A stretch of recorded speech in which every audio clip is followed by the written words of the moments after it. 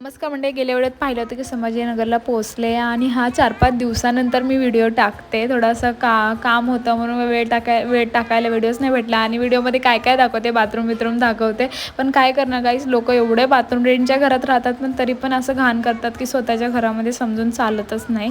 आणि घरातली थोडी साफसफाई केली आणि आम्ही जेवायला गेलो होतो. नाश्त्यासारखं जेवण केलं की परत जड नको जायला जास्त.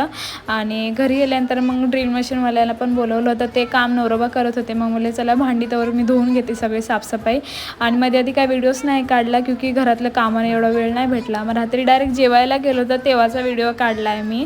आणि घरी गेल्यानंतर तुम्हाला सांगते की काय काय कुठे कसं बसवलं आहे. आम्ही बेडरूम थोडा सेट झाला आहे पण थोडं चुकलं होतं पण परत नीट करणार आहे आम्ही.